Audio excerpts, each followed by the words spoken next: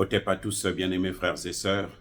Ce mercredi 25 septembre 2024, Emmanuel Macron et William Ruto ont déclaré que le prochain sommet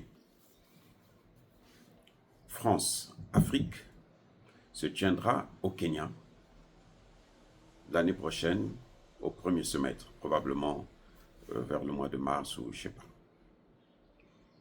Il y aura donc le sommet franco-africain qui va se passer au Kenya cette fois-ci.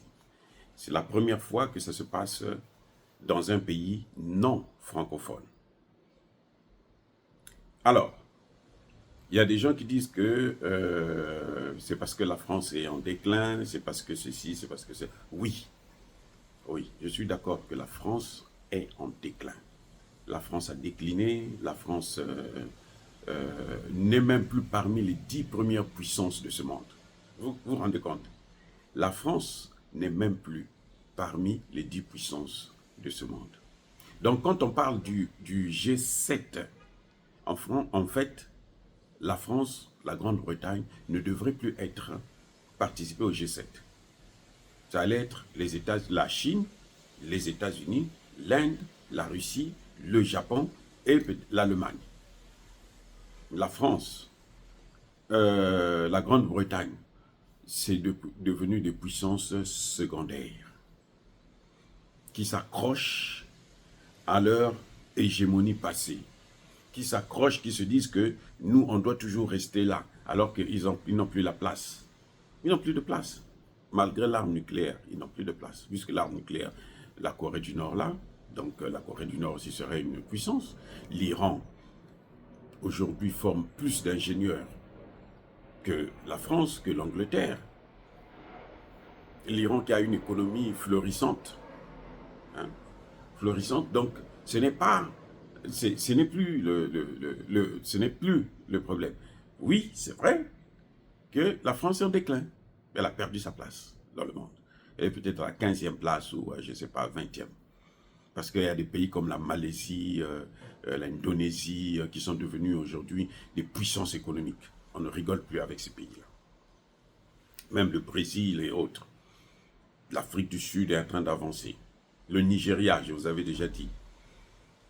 C'est vrai que le Nigeria, ce sont les Américains qui contrôlent cette économie, mais en tout cas, c'est devenu des puissances émergentes. Mais le vrai problème, c'est lequel?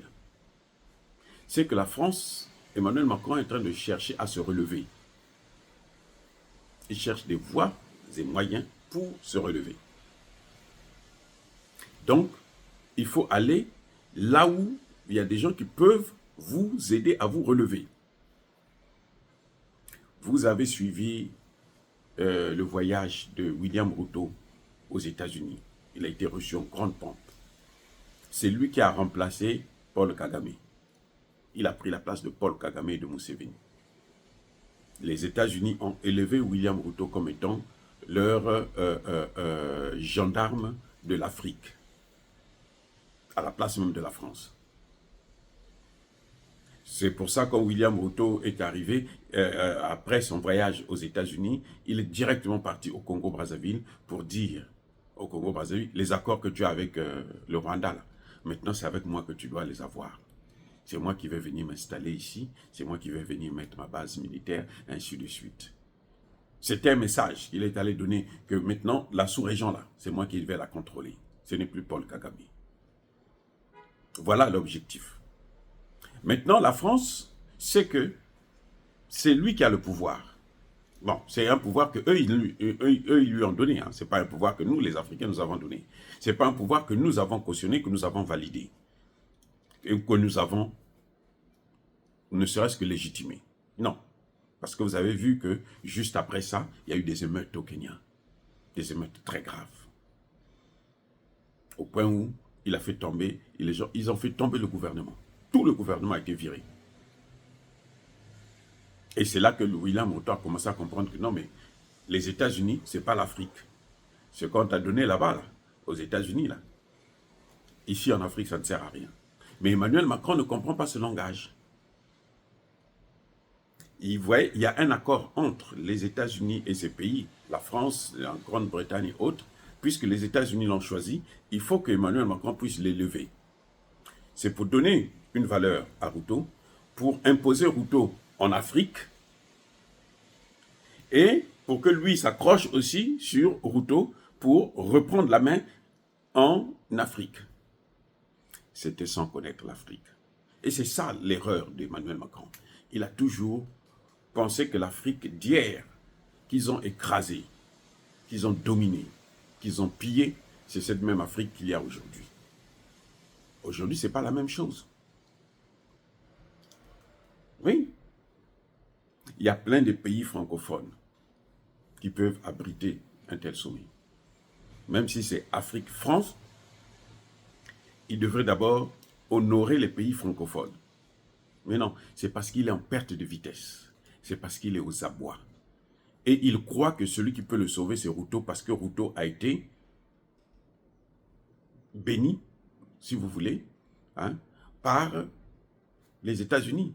Or, la bénédiction des États-Unis, là, ça n'a plus de valeur en Afrique, puisque cette bénédiction a été annulée par le peuple du Kenya même. Cette bénédiction a été aussi annulée par les Haïtiens, puisqu'il a envoyé ses soldats en Haïti, et il n'était même pas capable de payer les salaires de ses soldats. Vous voyez, là où on se retrouve. Donc, M. Macron, encore une fois de plus, tape à côté. Il fait poteau. Ah oui, il fait poteau. Ce n'est pas Ruto qui va l'élever en Afrique. Parce que Ruto lui-même, il n'est pas élevé. Ruto lui-même, il est en perte de vitesse. Vous l'entendez encore parler comme il parlait avant de la RDC? Est-ce que vous avez encore entendu Ruto parler de la sorte en RDC, de la RDC? Ruto est allé en Chine. Vous avez entendu Ruto? Il était caché. C'est comme s'il n'existait pas. Les stars, je dis bien, les stars au sommet Chine-Afrique, c'était le président Tshisekedi, le président Assimi Goïta. Voilà les deux. Et oui, c'est vrai que la Chine veut mettre la main sur le Sénégal. Mais ça va venir puisque la Chine a l'argent. Les Européens n'ont pas d'argent. Donc le Sénégal sera amené à faire un choix qui s'impose à lui. C'est-à-dire que ce n'est pas que bon, moi je veux essayer parce que moi j'ai des relations avec la France, c'est fini. Les Sénégalais, enfin, les Sénégalais veulent vivre. Donc ils seront obligés de faire le choix. Mais en fait, les vrais stars, il y a eu deux stars. Ceux qui ont raclé les plus gros contrats, c'est la RDC, c'est le Mali. Et derrière le Mali, il y avait donc le Burkina Faso et le Niger. On n'a pas vu Ruto. Ruto était effacé. Ruto s'est arrangé avec Kagame et Museveni pour avoir un accord de sécurité de la RDC. Ils ont mis le nom de l'EAC, mais bon, c'est la RDC qui est en insécurité. Donc, ils voulaient créer un accord de sécurité pour inclure la RDC là, et puis qu'ils puissent avoir un dessus sur la RDC à travers la Chine, ou à côté de la Chine. Tshisekedi a refusé de signer les accords. Les Chinois ont dit non, ça ne sert à rien. Tshisekedi a refusé. Ça a été la force de Tshisekedi. Tshisekedi n'a pas signé ça, il n'a pas cautionné cet accord-là. Donc, du coup, Ruto, Kagame et Museveni sont retournés bredouilles. Parce que c'était ça qui devrait leur permettre de reprendre la main, de prendre le contrôle de la RDC. Ça s'est passé, ils n'ont pas pu. Et voilà que depuis d'ailleurs, les Rwandais et les Ougandais qui sont en RDC sont en train de payer un prix fort. On est en train de les neutraliser là-bas comme jamais, ça n'a jamais existé. Jamais ça n'a existé. Par qui? Par les Ouazalendo. Vous voyez? Donc, M. Emmanuel Macron, vous voyez encore là qu'il a tapé à côté. Il ne réfléchit pas bien. Bon, il faut comprendre qu'on tenait en perte de vitesse comme ça, on cherche à tenir même le serpent. Je crois que les Américains aujourd'hui commencent à regretter leur choix. Et le choix de Biden, là, croyez-moi, ça ne va pas être le choix de Trump s'il vient au pouvoir. Si Trump vient, il va virer ce Ruto-là. Je vous dis, si Trump arrive là, Ruto n'existera plus. Les accords qu'il a eus là, ça c'est avec Biden. Parce que Biden a une autre logique, l'ancienne logique, de faire la guerre militaire, de garder la puissance par la force, hein, l'hégémonie par la force. Ce n'est plus ça, c'est maintenant l'hégémonie par l'économie, l'hégémonie par l'argent. Celui qui a l'argent, c'est celui qui va contrôler le monde. Vous n'avez pas d'argent, alors allez-y vous asseoir là-bas, parce que vous n'êtes pas capable de nourrir ces gens-là. Vous voyez, c'est ça le problème. Le monde a changé. Maintenant, on n'a plus besoin des gens qui viennent pour taper. La colonisation est terminée. Même si ça est encore dans la tête de certaines personnes, mais c'est fini. Ça n'a plus la même valeur que ça avait avant, où vous pouvez venir prendre les choses des gens, vous pouvez dominer les gens comme vous voulez. C'est pour ça que l'Occident collectif est en perte de vitesse. Et pour se rattraper, pour arrêter cette chute, pour freiner, parce que c'est inévitable, pour freiner cette chute, il faut se remettre dans le cadre économique. Pas la violence. La force, la guerre, ça n'apportera plus rien. Vous avez vu, les Russes sont en train de montrer qu'avec un budget de 50 milliards de dollars, on peut faire mieux que quelqu'un qui a un budget de 800 milliards de dollars. Les Russes sont en train de le prouver. On peut faire mieux qu'un budget de plus de 1000 milliards de dollars pour tous les pays de l'OTAN. J'ai dit 1000 milliards, c'est rien du tout. Je dis c'est même plus. Presque 1200, 1500. La Russie, avec 50 milliards, fait mieux. Donc aujourd'hui, le monde d'aujourd'hui, ce n'est pas la force. Ce n'est pas l'armée. Vous voyez, on les chasse partout. Ils sont obligés de s'incruster, de forcer la main des États pour exister. Non, vous n'avez plus besoin de ça, parce que les États ne veulent plus de ça. On ne veut plus de la colonisation. On veut des gens qui viennent, qui investissent, et puis ensemble, vous travaillez, vous évoluez. Voilà. Oh, dire cela, c'est inciter à la haine ou à la violence. Non.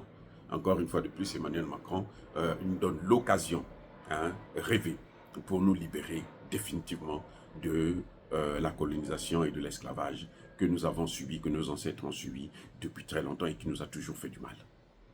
Soyez bénis, abondamment bénis par le Dieu des Kémites et par nos ancêtres angélisés.